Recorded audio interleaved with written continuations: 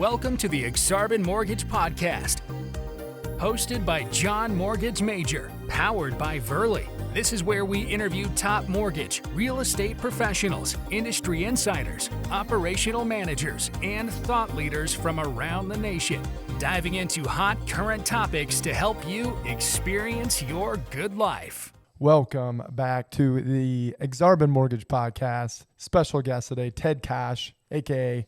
Cash Money. Welcome. Oh, buddy, that reputation, I don't know if that's good or bad. Well, I think it's got a nice little ring. I think it started in college. Did it? Yeah. Okay, so that brings it back a little bit. Good old fraternity memories. Love it. Well, no, thanks for coming on. I really want to, especially with what you're doing now, which we'll circle into real estate and real estate investing in particular. But, fear. Fear is a real thing in this world right now. For People sure. are feeling a lot and they get in their head, which in turn they don't act on things. And so, with your experiences, you went from, we're both West Side alums here in Omaha, Nebraska. We can't not mention that. Then you went to Kearney, Omaha nightlife. You've been in sales, customer service. Pretty much my whole life. Whole life. Yeah. Car sales, Thrasher, basement. Yeah, you know a lot about me. I did some research today. Yeah. And I knew a lot of it already, but. Yeah. No point in my life, I don't think I didn't work 2 or 3 jobs at a time. And so sales just came natural, and I found it thrilling. Funny thing is that I always thought you had to go through these different levels of sales to actually get to become a real estate agent. I didn't think anybody could just become an agent. So I think it was about 10 years ago I finally discovered that. And I'm like, what? Don't you have to do certain things to earn your way there? And there was a gentleman that Eric is his name. And I was like, how did Eric go from working at the bar to being a real estate agent? You just can't get into that job. And he did it. He did it. So you're like, ding, ding, ding. So let's go. Because you got your real estate license, what, a handful of years ago? 5? About 5 years ago. But I didn't just get it. I was working for Thrasher Basements at the time. And Mike Schlickburn was a good friend of mine since 2001. We used to work at Omaha Nightlife together. And him and his wife, Jerry Schlickburn, were doing flips, and they were constantly calling me up and like, hey, Ted, come check out this foundation. We're questioning this. And I just always did it pro bono on the side to help them out and let them know if they should buy a flip or not. And that led into them saying, hey, one day we want to hire you. And so I went from them talking about hiring me to actually taking them up on it, because there was a day I got home and at that time my 2 or 3-year-old son wasn't running to me, because I was traveling a 4-state territory at all of Nebraska, a little bit of Missouri, South Dakota, and Iowa in my zone for Thrasher Basements. So I was doing foundation inspections, and I'd be gone a week at a time, and that was really impactful to me. Because I didn't want to be an absent father. I wanted to be a father that was there. So I wanted Carson to be able to run to me when he came home and miss me and say, Dad, not attached to my wife, which I want, but not when I'm gone. Right. So the number was right. Came over as a marketing director / assistant to every position in the company at DBG Realty Group. And at that time, we were Schlick Construction and a property management company, which has all grown. And Jerry's like, hey, you should look at getting your real estate license and helping me out, because I can't handle all these investors that we're working with. So literally we put my chair in front of her desk in this little single family house that they own and working out of, all the companies, a little 2-bedroom house. And it was just like you and I are sitting on the other side of tables. I pretty much sat for 3 months and stared at Jerry's face and worked on the other side. And it was the best knowledge I could have got, but that kind of led into getting licensed and where we are today. There's lots of little stuff behind that, but it's amazing how it all plays out. But it was still one step at a time, to where it's like, okay, I'm on the Thrasher side. I'm traveling around, need to be close to my family. Mike and Jerry come into the picture, and now all of a sudden, you're still wearing a lot of the same hats you had before, but in a capacity that is here in Omaha. Yeah, it's everything's changed quite a bit from what it was originally, because I came on, like I said, marketing director, but also because I worked at a website, everybody thought I was going to be the tech guy too, or the IT guy. So I was the tech guy, the IT guy, ran the website, handled the marketing, was working on SOPs for all the companies. Man. And then that led into being pretty much one of the few realtors that we had on the team, the only active realtor that we had at the time, if I remember right, to us trying to create a team behind that. So starting a real estate team, flopping hard because I just didn't, Jerry, he was busy and I didn't really have any experience running a real estate team. I had lots of management experience, but not specifically on running a team. So lots of learning lessons. Failing forward. And so, yeah, there's a girl named Sarah Harvey that we brought on. We had lots of connections between family and church and everything. And she came on as intern and then was an amazing real estate agent. And we ended up having a great partnership and we were just killing it for a long time. And then, definitely learned a lot. And then we had the chance to join KWLY and we went from an independent brokerage to Team DVG Realty Group. And we were, I think we're up to 14 real estate agents now. And I hope that I'm providing a lot more value to my agents. They seem to be learning a lot, but we really have gone to a point now where we're not trying to be that traditional brokerage. We're only trying to bring in real estate agents that are investment mind focused and agents that either have investments or plan to get their investments. I think all but 2 of our real estate agents currently all have their own rental properties. We find that really important. And, surround yourself around like-minded people.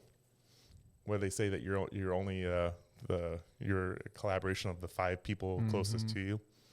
So, that's what we're trying to do. We're trying to rub off on everybody in our team and be a good influence. And I'm also trying to grow myself through this too. Yeah. And it's a journey. And even just recognizing, because you were a broker coming over to KWLY, that training and infrastructure, I'm sure was probably helpful from a leadership standpoint, knowing that there's tools out there. You don't have to recreate the wheel, but have a platform to stand on that can, if anything, move you guys in the right direction that much faster. Yeah. Which is awesome. We still got a lot of growing to do, and we got a lot of things that we can do better. And we finally feel as a company we have the right people in the right places. So I've since partnered with Jerry and Mike Schlickburn as on the DVG Realty side of the business. So I take a lot of guidance from Jerry still, but my goal is to definitely grow the team as fast. We have a goal by next year to be at 30 agents and have our own KW office in the downtown midtown area. So that's one of our goals right now with the real estate side. So more than double in the next year. Yep.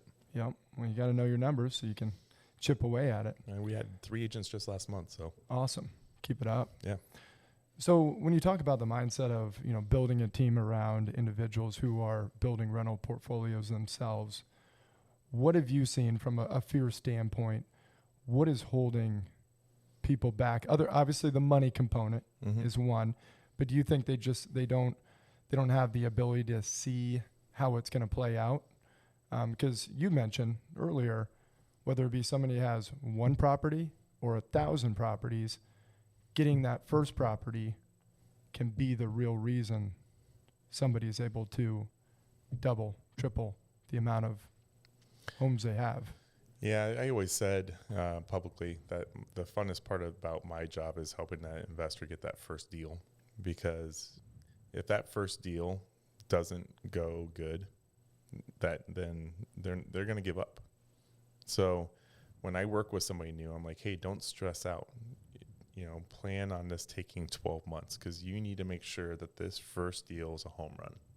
So don't just take the first thing that comes on your plate, because you're going to give up or you're going to fail, and maybe not even fail backward, because maybe I was just like a name drop. I checked out a guy yesterday's house, did an amazing job. His house is beautiful, but he way overdid it. I mean, it looks better than 90% of the North or West Omaha houses I go to, and this is on Fontenelle Drive in North Omaha.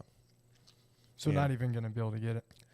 I mean, a lot of that money back. I don't know what he has into it, but in total, but I mean, in my opinion, that house is, in West Omaha, this house would be a $250,000 house. Blue cabinets, the nice wood wrapped beams in the ceiling. I mean, he went all out, got a bar and he put it in the basement. but it was too much, and now he's going to struggle with that, and he's burned out, and whoever else is going on with his life. But is he going to be inspired to do another one after that stress? He needed, what he could have done with a mentor behind him to really guide him. Like, guess what? You don't need to put these really expensive cabinets in. You could have just done some Menards white cabinets, put the hardware in, and I maybe wrap that one beam in the ceiling so you have that one wow factor when you walk in. But did you really need to take out both those walls and put the backsplash that you only see in $1 million house? Because there's a lot of extra expenses that are going in there that you didn't have to do, and you still would have got the same. You would have made more profit doing less. Yep. Just like you don't want to drink your pumpkin beer too fast. No, and I really appreciate the fact that you brought beers in. Since I actually I know your wife through the beer industry. That was fitting. So cheers. Yeah, cheers. So we should slurp it so everybody can hear it. Oh yeah, that's tasty. Tastes better than it even sounds. Yeah. So John's wife, I've actually went to middle school and high school with, and then for years worked with Katie over at the Budweiser place, and what an amazing person. It's so funny, the collaboration, how small this town is. Oh, it is. That you come in here and find out Katie was your wife. So cool. You're like, what? Oh man, okay. I was like, I thought you looked familiar from Facebook photos or something. Yes, I know, my better half. Yep, which is so true. But it's been pretty neat, because we were in high school at a different time, and so we've met a lot of people that we didn't know existed because one another, and it's always awesome how there's only a degree or two of separation in this town, and I love that. When did you graduate? I was 04. Okay. Yeah. So she probably kicked cradle a little bit. She sure did. Yeah, I like it. So yeah, no, it's good, and yeah, it's just funny because her dad was my art teacher in elementary school. Mr. Vapp. Yeah, Mr. Vapp. Big Al, as I call him. One of my favorite teachers. Oh, he's awesome. I mean, you see the silver fox hair and the round glasses, it's Mr. Vapp. I have lots of good memories. It's one of the best classes. Oh, that's cool. I would agree with that.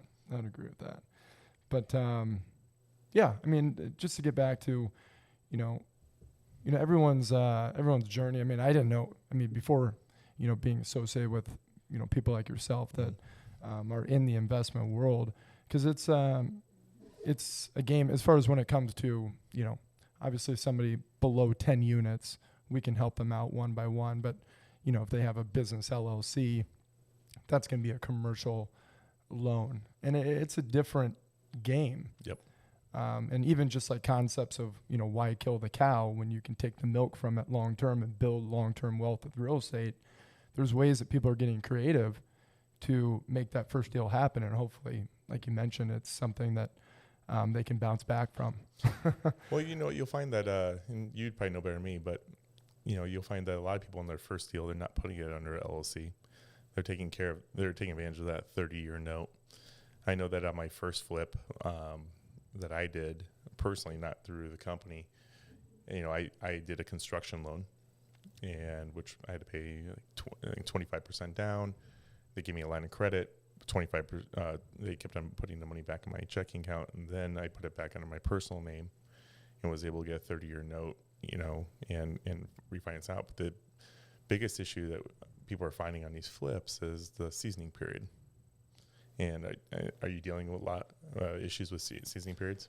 Yeah, I mean, it can, especially FHA, that can be an issue when they're flipping. If you're not aware of that timeline in detail, it can be an issue. Yeah, I mean, do you want to explain to everybody a seasoning period is in case we're talking? Yeah, no, I mean, and I'm actually not the expert when it comes to investment properties, because, I mean, not to say I can't help somebody out buy their first, second, and third, but it tends to get to the point when they have above 4 or 5, they're moving on to, a commercial lender. Yeah. But basically, I mean, just for you listeners, seasoning period is, from the time you have a property and when you can sell it, there's going to be limitations on how quickly things can be transfer of ownership. So I'm trying to think if I've had an example recently that comes to mind. Do you have any? Well, I know that when I was working on this specific property, that I called multiple banks out, and they're like, "Oh, since you're not living in a property, you have to have a tenant living in it for 6 or 12 months before they would even allow start the loan process to start." So a lot of people are jumping into this. I'm going to do, you're familiar with the Burr method. Mm-hmm. So buy, rehab, rent, refinance, repeat the process. Yeah. And so, but people are following this process, and it's like a David Green book from Bigger Pockets. So everybody's loving this process, but when it's all said and done, they can't get it refinanced because they have to hold it now for 6 to 12 months with the tenants in it. And they're not doing their background research. So before you go, a little tip, before you go and want to do your flip or renovate and hold, make sure your loan's approved on the next side of this, right? Right. And if you can get it under a traditional without having it in your LLC, without putting it in a commercial note, coming to talk to you and getting that 30-year note at, probably at 4% or so on a secondary house, that's amazing. I mean, my property was on 19th and L Street. I bought this house for $12,000. I put 80 into it ish. Refinanced that, was just for number's sake, say 150. So they cut me back check for like 129. Was able to put 29,000 back in my pocket, pay off my $100,000 investment into it. Rents for $1,500 a month, and my payment's $688. But if I did that on a commercial note, that would have been a different story, right? Right, and a lot of times those are on a 20-year note. Yep. So that'd been a 20-year note, and then my next part of that would have been I'd probably been at like a 5% interest rate, and you would know the numbers better than me, but I'm assuming that would be at least $1,100 payment then, right? Mm-hmm. And although still a good deal, and it could still make sense, it's not as good as making $700-800 a month. Yeah, the numbers are real. Yep. And getting in the game, the longer you wait, I mean, like right now. So we do not have any rental properties yet. Yet. Key word. And when you don't have that experience, you need to reach out to others that do. Yep. And whatever your cup of tea is, but I'm a big believer in meetup groups. I run a meetup group, and I volunteer at another meetup group. Whatever your industry is, there's a meetup group for it. And if you want to be the big dog in your industry, you need to be in that meetup group. You need to be involved. And I was attending the Omaha RIAs for almost 5 years, and then Omaha Real Estate Meetup Group, which Colin Schwartz started, I think, from his third one. I've been offering to volunteer and do video work for him, because you got to be involved. You got to get to know the players. And whatever your industry is, the more involved you are, the more of a presence or a name that you have. The more deals you're going to get, the more positive feedback you're going to get from it. Mm-hmm.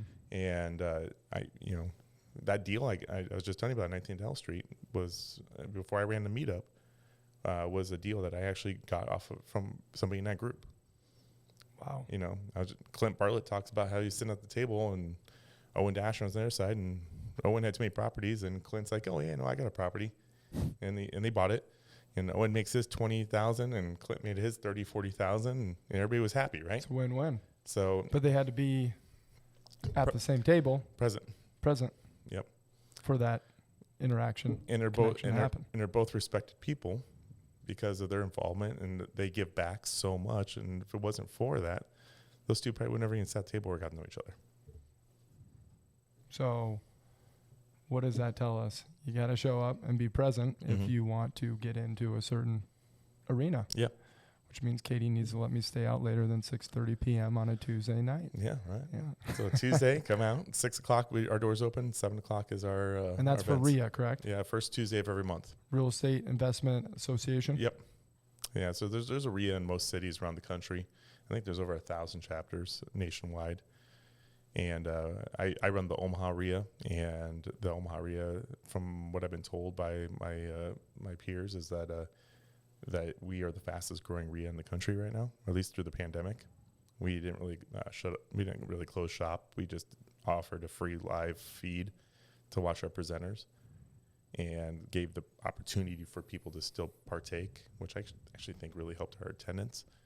But when I took it over a year and a half ago, we had 72 or 74 members, and we just broke the 250 mark of paid members in our group. Wow. So we're getting a ton of traffic. You know, people want to be involved. We didn't slow down, but I just wanted to accommodate. Hey, you know what? I want people to feel safe in whatever they want to do. If they didn't feel safe being in public, here's our live feed. Please enjoy it. It's free. But when it's all said and done, it's the actual handshake interaction that's happening. It's getting the deals done. Yeah. Yep. It's a different feel. It's just like, you're not hearing about the Zoom meetings as much anymore because human interaction being across from the table is different. You build trust faster. The only thing I liked about all the Zoom meetings is I got to smoke a lot of extra cigars. Sit in the deck, start a Zoom meeting, and I'd have a cigar in my hand. I think I normally smoke like 1 or 2 cigars a week, and I was averaging probably 2 or 3 a day during that time frame. You're on a roll. Yeah, I was loving it. Momentum. I love it.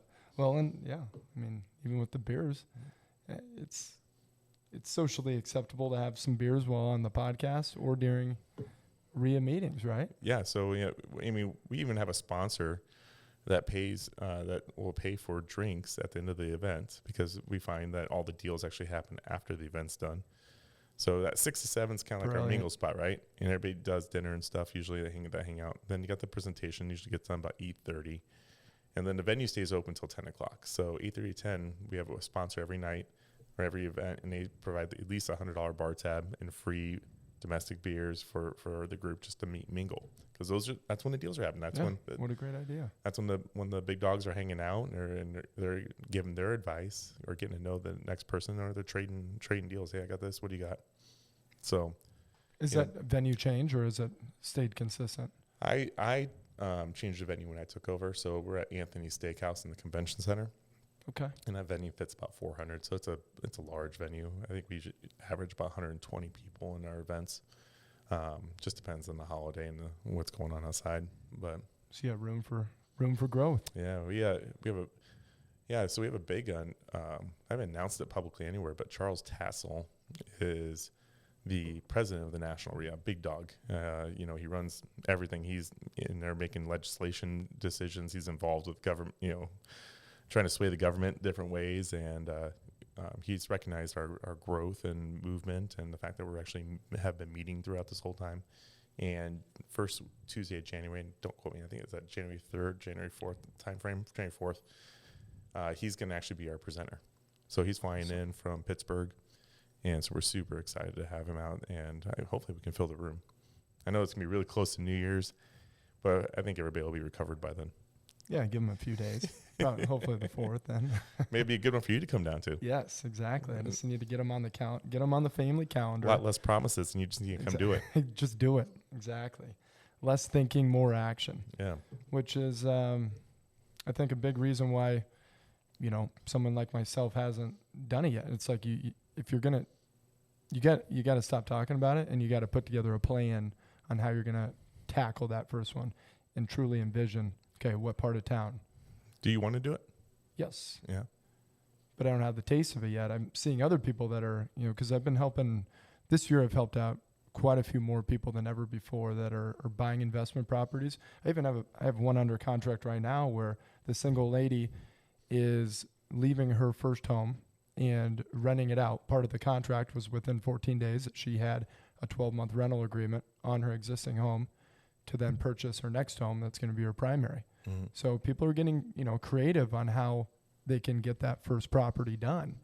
And there's definitely opportunity. I mean, people are coming into Omaha just to buy investment properties. By the droves. And the investment. So it's like ding, ding, ding, buy crypto, buy investment homes. I've had more investment funds call me in the last 6 weeks than I've ever had. I have written over $30 million in real estate offers. Not saying that all those have gotten accepted, but we've wrote over $30 million in offers to just from real estate funds in the last 6 weeks. 6 weeks. Yep. Month and a half. Mm-hmm. They're wow. They're doing some low ball offers. They're trying to see what sticks, but they're here and they're aggressive. I was chatting with one of them, and he's been really open as a Montana group, and he said that was the Montana or California group. Anyway, he said that the money sitting in the account right now is, and I can't contest. I'm just telling you what he told me, But he says they're figuring it's losing about 7% in value to inflation every year right now. So if they're getting 7% of the fund is losing value sitting in the account, sitting there and not being leveraged out on more real estate. And they're seeing growth. They see growth over the next 3 to 5 years from their calculations. So he's like, even if it's not a great deal, we're if we don't spend the money, we're losing it. But by putting it into something, at least it's gaining value. It's in a physical asset. It's not like a stock that's going to go, south. Stock drops, you just lose all your money. Right. Housing market drops, you just hold it because it's going to come back up. Mm-hmm. You got something tangible in your hand. House catches on fire. Guess what? You still own the land. You got insurance. Yep. And you probably come out ahead. True. I mean, because you have to fight inflation. Yep. And it's good to be diverse. Mm-hmm. But the security of real estate, it's not like they're just building more land. Land has the real estate on there, and that's valuable. It's been interesting seeing all the techniques that are out there, but the hearing that guy tell me that, about your money just losing value and to sit on money, or, if Dave Ramsey says that he gives $10,000 to his wife and then she keeps it in the underwear drawer because she feels more secure and safe keeping it in there, that they have that security blanket. Well, that thing's losing money. Of course, he's super rich and doesn't care, but you got to decide for yourself, and you should talk to your own personal advisors. But my wife and I have discovered that real estate investing is the way that we want to go. And after making so many people millionaires over the last 5 years, it's cash money time. It's time to do a little personal investment. Yeah. So we really committed to having one property always in construction status at all times from 2 years on. So 2 years go on. That's awesome. It's got to get the ball rolling. Yeah. So what are you gonna do next? Where are you gonna invest at? So we've had a never-ending home project on our main floor going on. So we're like, we need to finish that up. Excuse. Contractors is an excuse.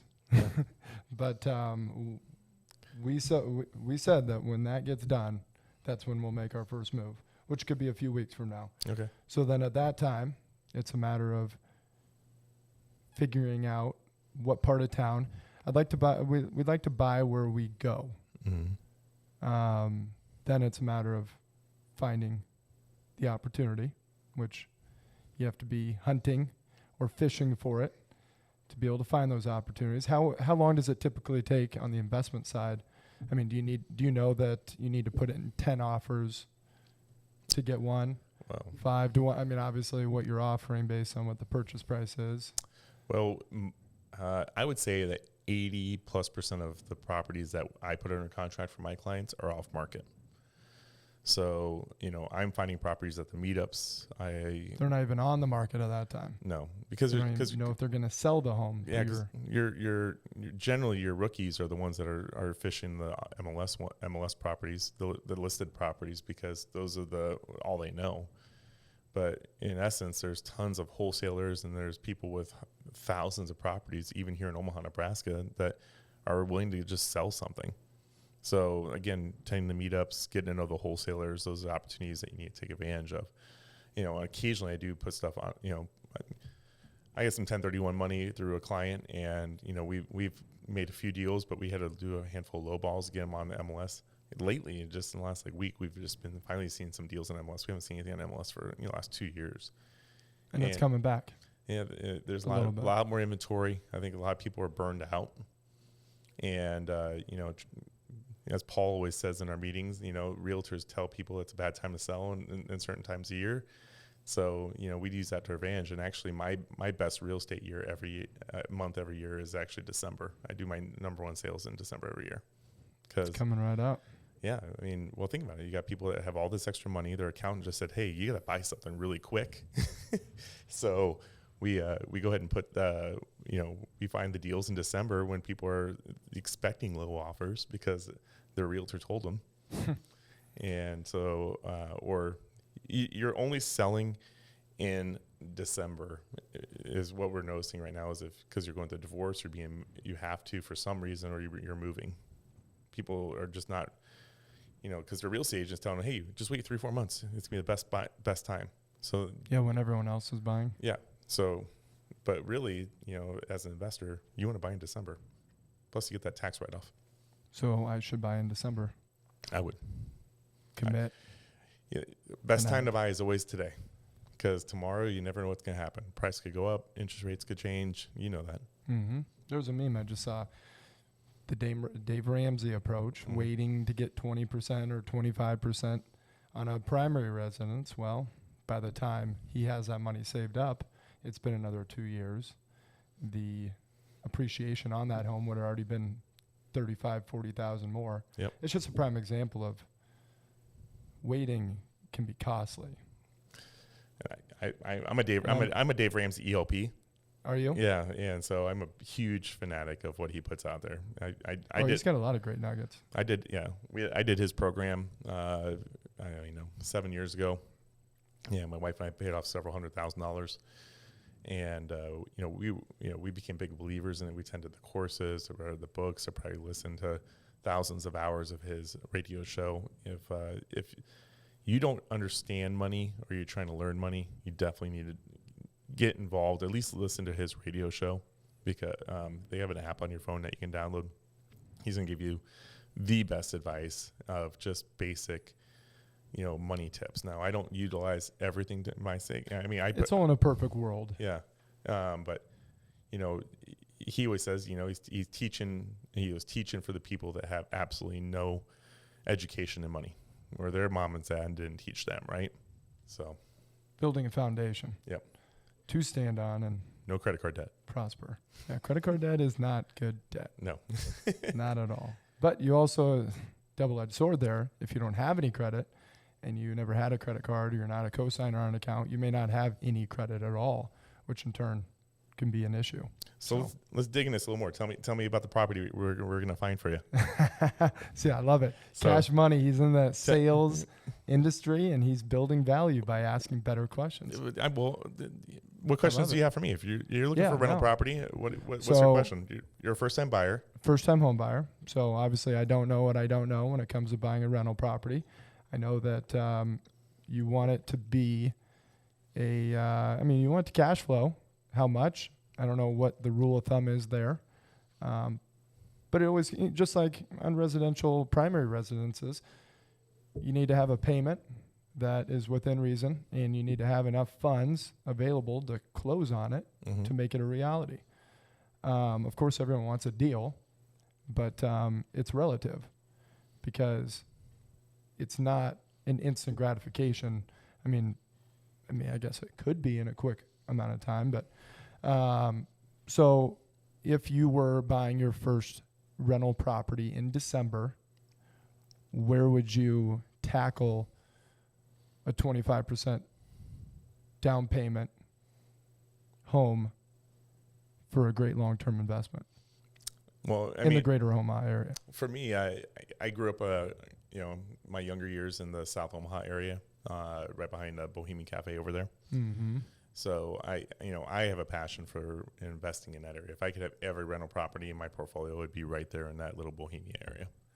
I know the area, so I feel a little bit more comfortable with it. I'm not necessarily down there every day, but so I have property on 19th and L, 15th Street behind the Bohemian. I got close to the tiny house. Yeah, I got one on 24th and Vinton, and so that's my zone where I feel comfortable, and I have a passion for that area, and so that's how I invest personally. But everybody's different. If somebody tells me that they just want to do a flip, as a company, we do most of our flips in actually North Omaha.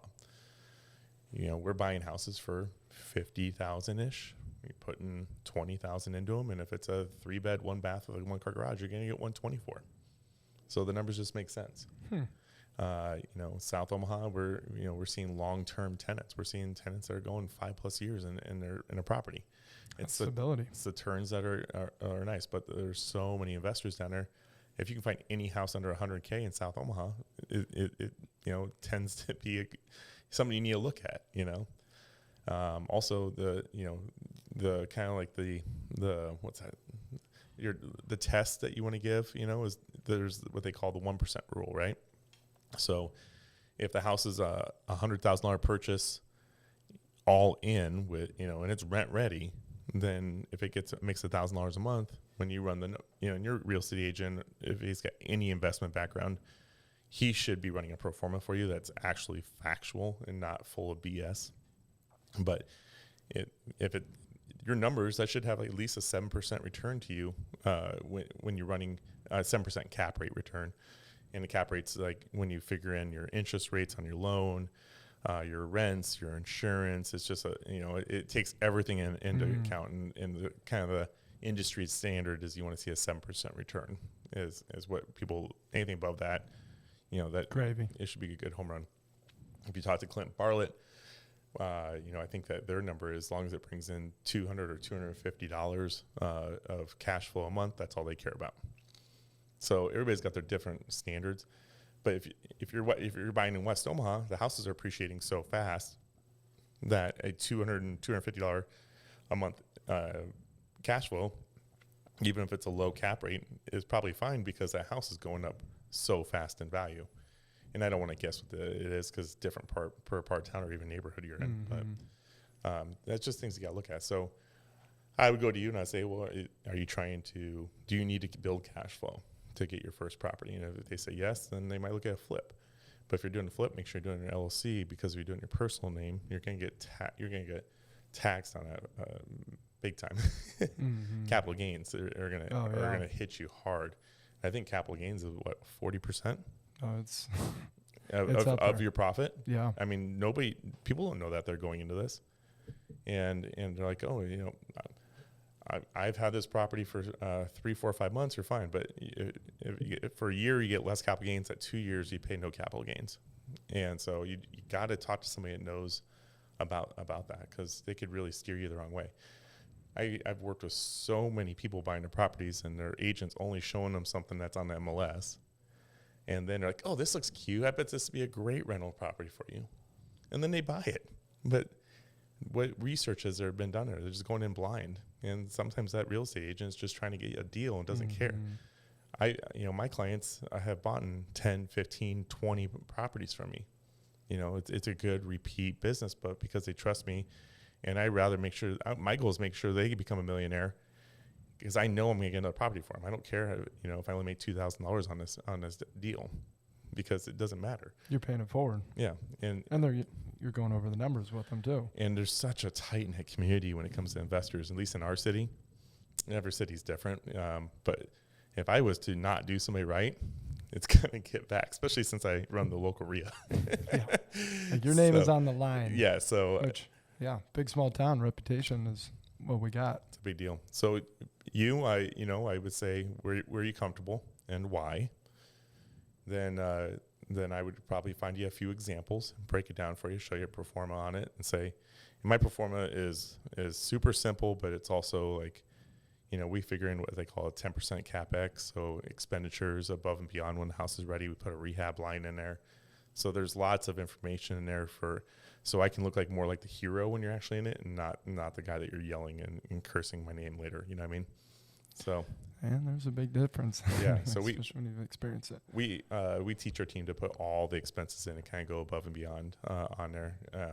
So we go a little heavy in the costs, but we in our group, our sister companies are Schlick Construction, Orange Property Management, Solid Roofing and Windows, and I know I'm forgetting one. Orange Property Management. Pretty much all of it in house, if possible. So I have all the people I can talk to double check the prices and make sure I'm actually we price the pro forma based on what our property management company charges. We're not Brilliant. just where if you and just you'll see ads out there and they'll say, oh yeah, there's a 7%, 8% cap on this, or 10% cap on this apartment building, but guess what? That's no expenses or no. They're not figuring any repairs in that, and they're not putting a CapEx in there, and they're not putting property management. They're assuming that you're going to fix everything and do everything yourself. And so you just got to really watch the numbers and make sure you have an agent you trust, because they will fib you all the way through. And you think you got this great deal, but it actually might be a loser in the end. Mm-hmm. And then, peace out. Yeah. They get paid, and that's that. So for your first property, like, maybe if you're not comfortable with all the construction costs, find something that's rent ready. If you're not comfortable with specific parts of town on that first one, then don't do it.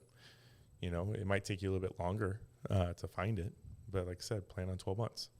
Once you get that first one done, you're going to be so much more comfortable, and you just took a whole entire college course by the time that you have that thing rented. Because you've experienced it. Yep, and you're confident. Yep. At what point? I mean, because everyone who does not have a rental, they're like, well, I wouldn't want to deal with all that BS. Like what?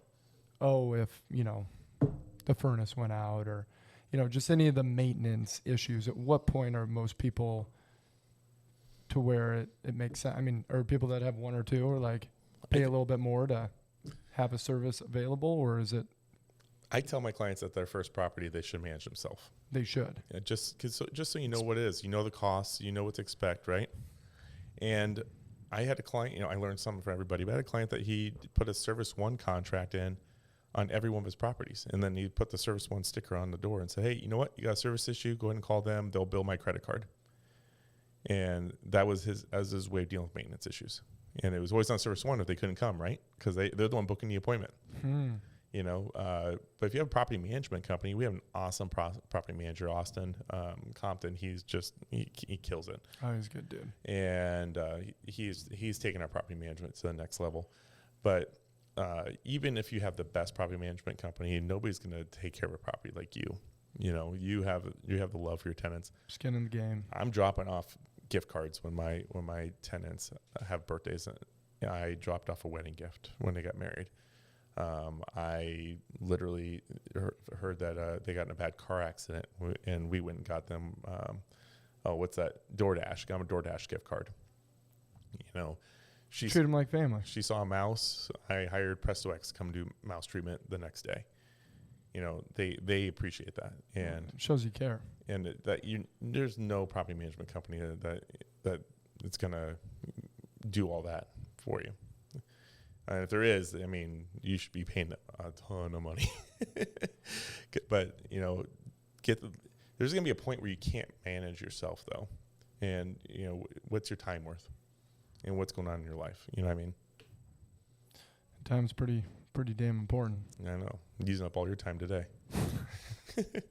So again, back to the question. Where are we going to find your first property? Let's circle back here. Yeah, well, I think South Omaha.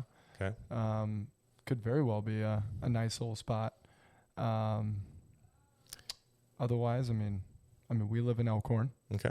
So, granted, it's like you said, depending on the location, it's a completely different ball game.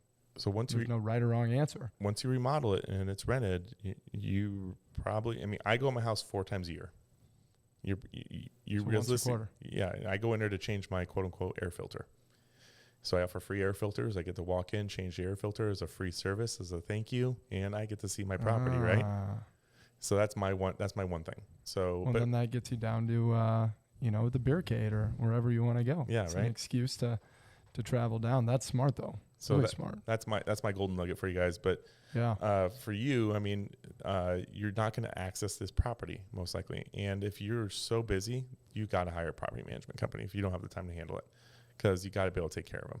Yeah. And don't let them know that you're the owner unless you really want to. Like maybe that first 1 or 2 you will, but as you add more, you definitely don't want them to know you're the owner because they're going to start driving you crazy. But, develop a relationship with all the contacts you need for any type of service. So create your cheat sheet, right? And then talk to all those people and be like, hey, if they call you, go ahead and do the service. Here's my credit card number and just call me before you do the service call so I know what's going on. And control the narrative. Put it on the refrigerator. Let them take care of everything, right? But leverage, baby. So we're gonna find you a South Omaha house. I would recommend a 3-bed at least on a rental. As long as it has 1 bath, you're fine. In South Omaha, they really love their garages. You got a lot of construction workers down there. and they need a place to put those materials so your house doesn't get trashed. Or they have there's a lot of nice cars down there too, so garages go real well. But if you have a 3-bed, 1-bath with at least a 1-car garage, I mean, you should be getting roughly about $1,200 a month, I would think, if it's a nice house.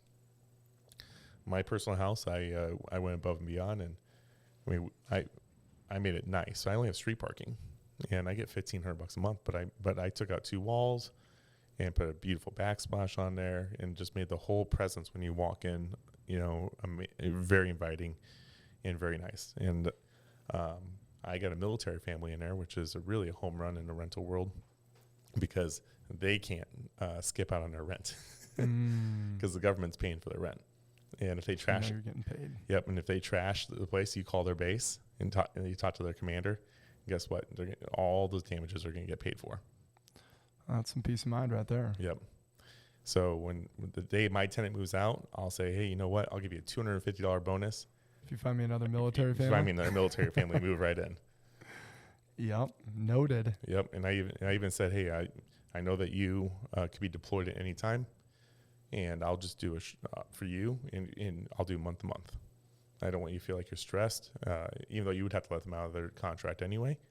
So why not just put month to month? Because if they get deployed or relocated, you legally have to just let them out of their contract. It's a rule of the military. So might as well just make it month to month. Makes them feel comfortable.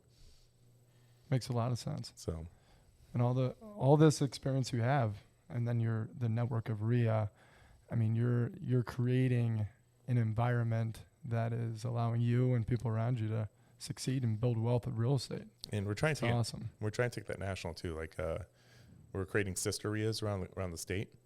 So we've created a recent partnership with Norfolk RIA. I'm trying to get Shea Spitz to get our Columbus RIA against. We are. Is this only in Omaha right now? We're in Norfolk right now. So there's a Norfolk RIA which Lisa Krause runs, and that's our sister group.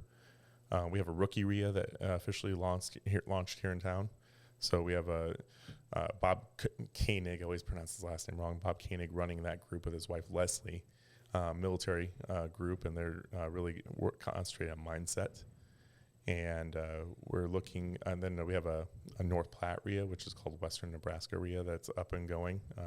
They're doing more online stuff right now before they start doing meeting groups. And we're looking for a Lincoln RIA to get going right now. So we're trying to find the right person to match to get that going. So that way we can create a whole entire collaboration throughout the state. So if we got people here that want to invest elsewhere, or vice versa, they can get the discounts and the benefits. And then there's meeting groups in all those different cities. So if, just creating, it's all about bringing everybody together. Mm-hmm. And getting the content out there for everybody to watch or listen to and learn from. So that's what we're working on right now. It's a huge value add. Yeah. Connecting the dots with like-minded people. Exactly. All right, Ted Kaasch.